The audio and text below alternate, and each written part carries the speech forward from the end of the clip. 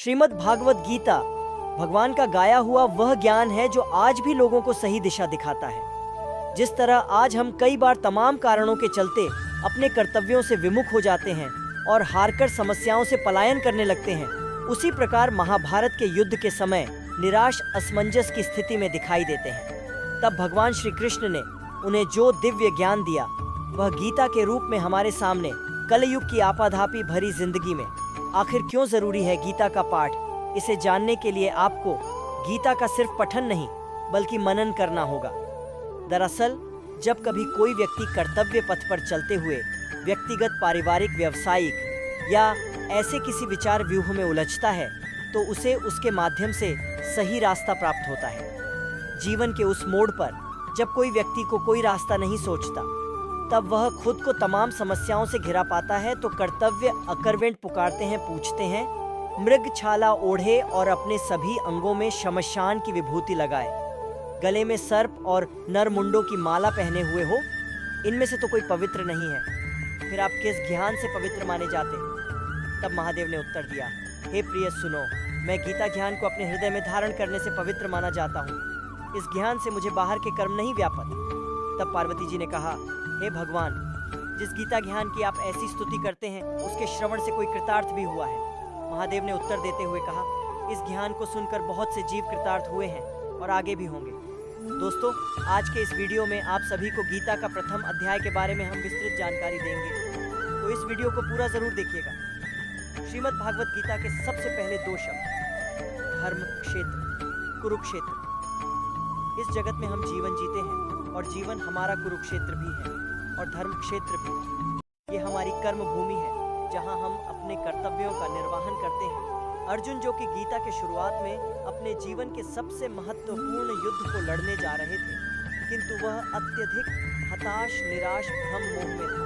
हम भी अपने जीवन में इसी तरह से हताशा और निराशा का सामना करते हैं और इन परिस्थितियों में भगवान श्री कृष्ण जो समाधान देते हुए कहते हैं, हृदय की क्षुद्र दुर्बलता, सारे भ्रमों को पीछे छोड़ सब कुछ भुलाकर खड़े हो जाओ मेरे साथ। यहाँ श्री कृष्ण जी अर्जुन को केवल शाब्दिक ज्ञान ही नहीं अपितु प्रायोगिक ज्ञान भी प्रदान करते हैं, जिससे उसे विजय श्री प्राप्त होती है। तो यही शुरुआती दो शब्द हमें जीवन के लिए गुण, प्रेरणा और दिशा प्रदान कर रहे हैं। क्या आप जानते हैं गीता का अर्थ क्या होता है?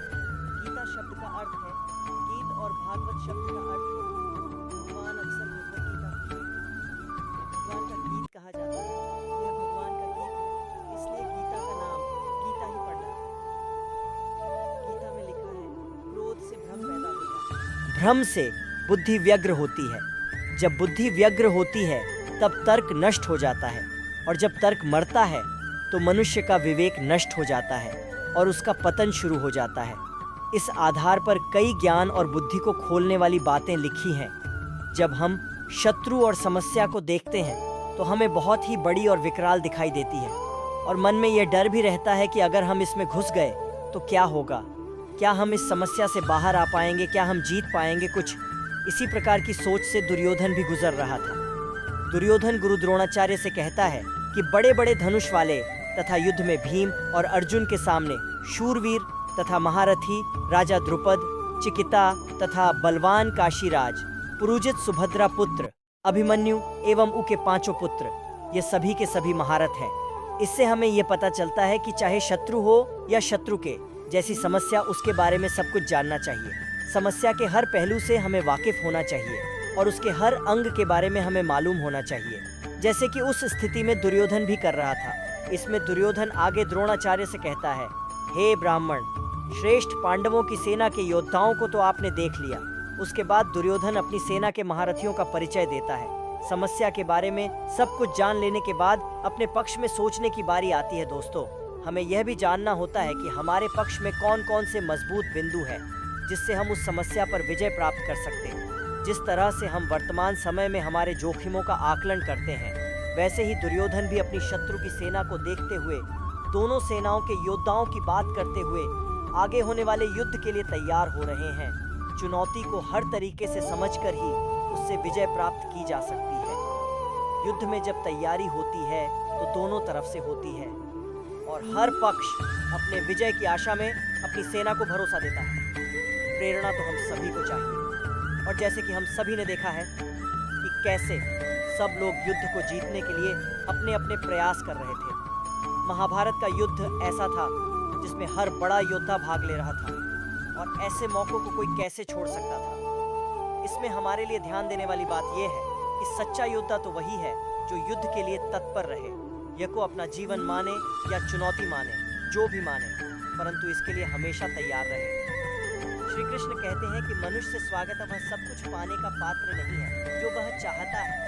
हम सब चाहते हैं कि हम स्वतः ही किसी चीज के हकदार हैं। अधिक से अधिक धन कमाना चाहता था, इसलिए उसने अपने सभी अचल संपत्ति बेच दी और भिन्न भिन्न वस्तुओं की खरीद कर उसका व्यापार करना आरंभ कर दिया।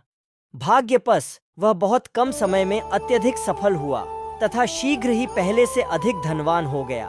उसने इतना अधिक धन इकट्ठा कर लिया कि दूसरे व्यापारी उससे ईर्ष्या करने लगे।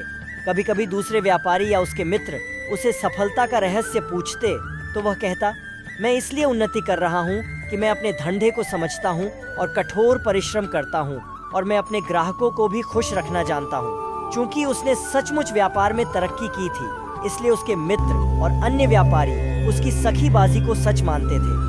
अपनी इस कामयाबी के कारण उसमें बड़ा ही अहंकार आ गया था, मगर उसे फिर भी अपने धन से संतुष्टि नहीं थी। वह अभी भी बहुत सा धन कमाना चाहता था। उसने व्यापार में अपने हाथ पैर फैलाने आरंभ कर दिए। आरंभ में तो उसे व्यापार में लाभ हुआ, मगर उसका अहंकार इतना बढ़ गया था कि भाग्य की देवी उससे अप्रसार में घाटा होने लगा।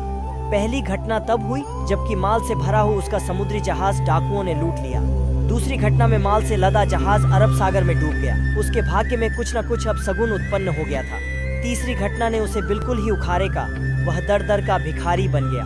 उसका सारा व्यापार चौपट हो गया। उसकी यह दुर्दशा देखकर उसके मित्रों ने पूछा, भाई तुम्हारी ये दुर्दशा आखिर कैसे हुई? इस पर उसने अपने भाग्य को कोसा और कहा, क्या बताऊं, किस्मत ने साथ नहीं दिया। भाग्य की देवी ये बात सुनकर अब प्रसन्न हो गई। वह साक्षात उसके सामने प्रकट होकर बोली, तुम सचमुच बहुत अकृतज्ञ हो। जब तक तुम सफलता की सीढ़ियां चढ़ते रहे तब तक तुम उसका सारा श्रेय खुद लेते रहे, मगर जैसे ही हालात खराब हुए तुमने भाग्य को धिक्कार आरंभ कर दिया। याद रखो, मनुष्य की अहंकार ही उसे ले डूबता है। इस कहानी से हमें क्या सीख मिलती? अहंकार से व्यक्ति का सर्वनाश हो जाता है और हमें कभी अहंकार नहीं करना चाहिए। दोस्तों, इस वीडियो में बस इतना ही। मिलते हैं अगले वीडियो में। अपना ख्याल रखिएगा। जय श्री कृष्णा।